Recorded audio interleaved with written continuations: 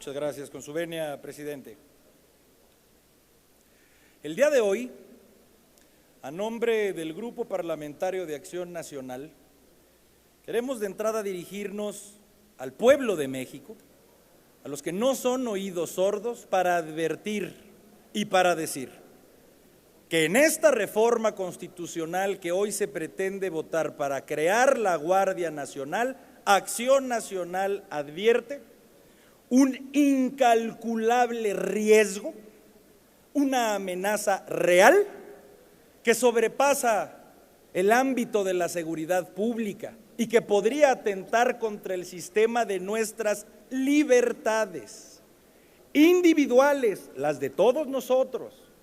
Un riesgo que quizá no se aprecie en 2 semanas, a lo mejor no se aprecie en 2 meses, quizá no en 2 años, pero que si el día de mañana se materializa, quizá para entonces ya no haya vuelta atrás. Y así de arranque lo que queremos es hacerlo constar, que conste que en enero del 2019 Acción Nacional lo advirtió. Y me explico. Primero, Acción Nacional está en contra de que se exploren nuevos modelos, de que se busquen nuevas formas para combatir la inseguridad, para lograr disminuir la inseguridad. Por supuesto que no. No creo que haya un solo mexicano que no esté a favor de que disminuya la inseguridad en este país.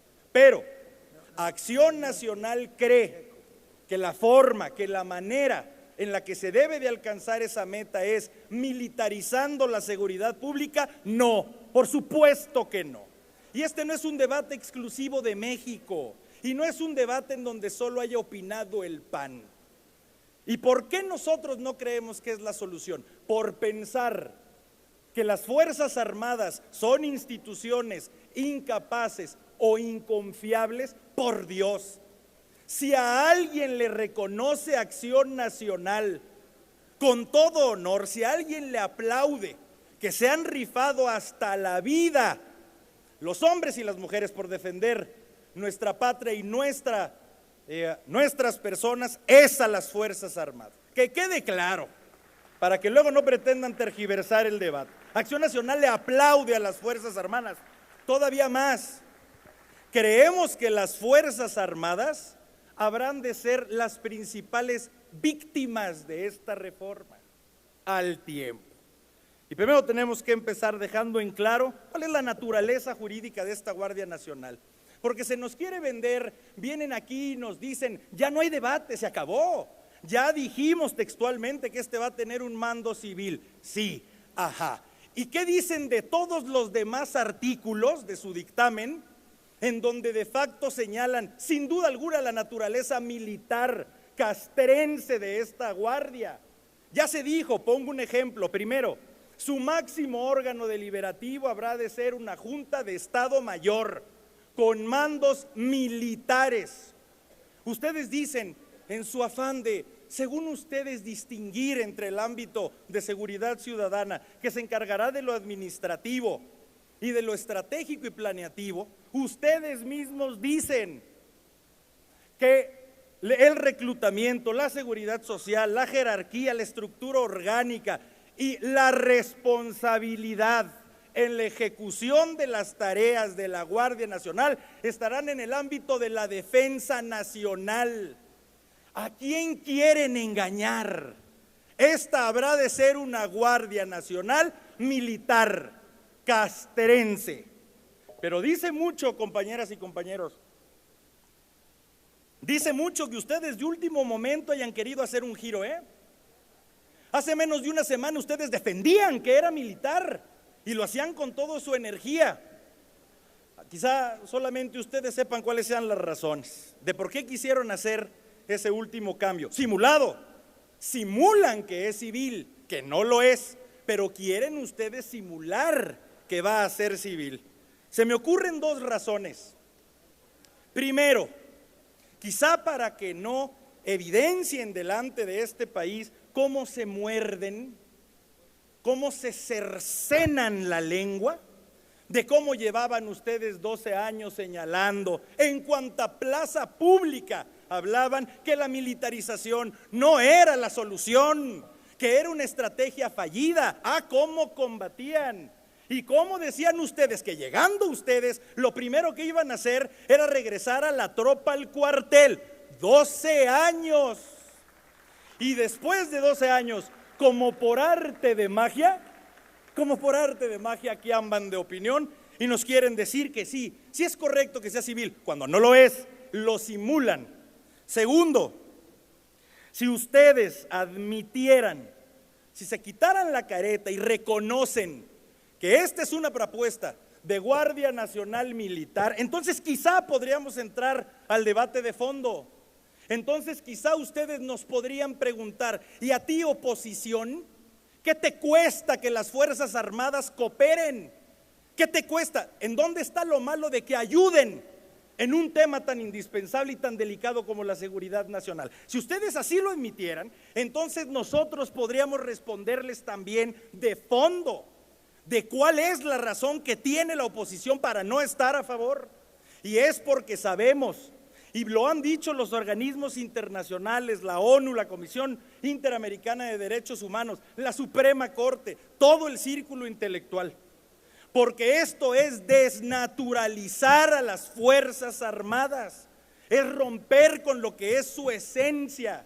Miren ustedes, compañeras y compañeros, si el día de mañana, Dios no quiere, existe una amenaza externa en contra de nuestra soberanía, entonces las Fuerzas Armadas tienen la obligación de combatir a muerte con todo el uso de la fuerza, así sea letal, a quien tengan enfrente. No es su obligación leerles una cartilla, no es su obligación neutralizarlos, no es su deber entablar tratos diplomáticos, es abatirlos. Esa es la esencia de las Fuerzas Armadas, y esta esencia ¿habremos de criticarla?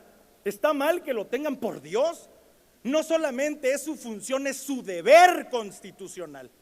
Y esta naturaleza la han tenido las Fuerzas Armadas en todos los países del orbe desde antes de Cristo. Esa es la función de las Fuerzas Armadas.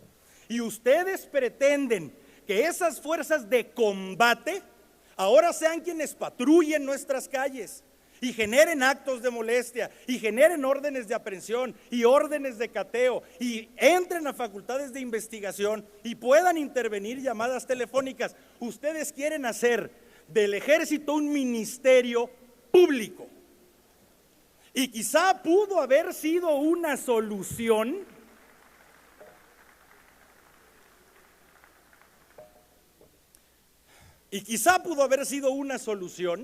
el que ustedes también a nivel constitucional determinaran que los requisitos que se tienen que tener para ser policía, conocer protocolos de derechos humanos, controles de confianza, controles psicológicos, psicométricos, quizá hubiera ayudado a este dictamen como requisitos para quien forme parte de la Guardia Nacional. ¿Los mencionaron? Ni uno. Los mencionan en sus presentaciones de PowerPoint, en sus foros. En el dictamen, ni una sola mención. Muy bien. ¿Qué es lo que sigue? Es que esa es la gran pregunta que nos hacemos en la oposición.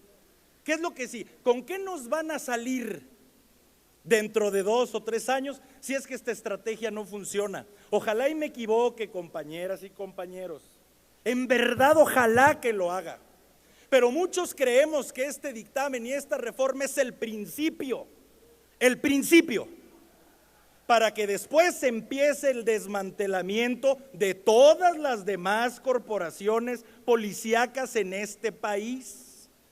Nosotros estamos convencidos de que este es el origen. ¿Qué nos van a decir? Que no hay suficiente coordinación, que se tiene que tener una estructura central para poder lograr con estas metas. Y ustedes podrán decir, ¿de dónde sacas eso? No hay ninguna parte en el dictamen, no explícita ninguna. Pero me doy una ligera idea cuando veo que en este dictamen no hay ni una sola mención a una coordinación con los estados o con los municipios. Ni una. La única referencia pingüe que ustedes hacen en este dictamen es, en pocas palabras, señalar que cuando algo se le ofrezca a la Guardia Nacional, las corporaciones policíacas de los estados y de los municipios les tienen que responder, cumplir. Esa es la única mención al federalismo. Ahí está resumido para ustedes el nuevo sistema nacional de seguridad pública. La subordinación, demos gracia todavía de la existencia de las demás corporaciones policíacas federadas hacia la Guardia Nacional. Simplemente dejarlo claro, compañeras y compañeros, si ese es el futuro y el destino de este país, eso equivaldría a que no hubiera una sola persona oficialmente armada que no le respondiera a un solo individuo. Y eso se llama totalitarismo. Y yo sé, ya se los he dicho aquí, no somos ingenuos, no somos bebés, sabemos lo que es una misión imposible con ustedes. Es imposible tratar de convencerlos de la infalibilidad del presidente Andrés Manuel López Obrador. Está bien, incluso se los digo con respeto y se los digo realmente. Ustedes sé que confían en Andrés Manuel López Obrador, en sus acciones y en sus intenciones. Muy bien, nadie se los discute. Solo déjenme hacerles una pregunta. Ya instaurado a nivel constitucional este poder en una sola persona, a nivel constitucional, luego, ¿como quién se les antoja que sea presidente después de Andrés Manuel? ¿Ya lo han pensado, compañeras y compañeros? ¿Cómo a quién se les antoja que se le habrá de heredar este nivel de poder? ¿O qué pensaban? ¿Que las reformas constitucionales se evaporan a los 6 años? ¿Cómo en cuánto tiempo se les antoja que se reúna una nueva mayoría calificada como la que ustedes reunieron? Si es que Dios no quiere, después sea una emergencia nacional tener que darle atrás a este régimen. ¿Cómo en cuánto tiempo se les antoja? ¿O ya llegaron al nivel de soberbia de pensar que las cosas siempre van a ser igual? Por Dios, compañeros, ustedes encarnan cómo la vida política da vueltas. ¿A quién les gusta después que sea el presidente y que tenga este nivel de poder? Esa es la gran diferencia entre ustedes y nosotros. Ustedes están en un plan por los próximos 6 años de este país, cuando todos aquí debiéramos de estar viendo por lo menos por los próximos 600 años en este país. Y concluyo diciéndoselos con absoluta claridad: si esta reforma logra que ustedes cumplan y el gobierno de la República con sus metas en materia de inseguridad, benditos sean ustedes y su reforma. Si esta reforma lo que logra es la actualización de una amenaza de totalitarismo en este país, entonces carguen ustedes con la responsabilidad histórica y social, y que sea para este país lo que Dios quiera. Es cuanto, diputado presidente.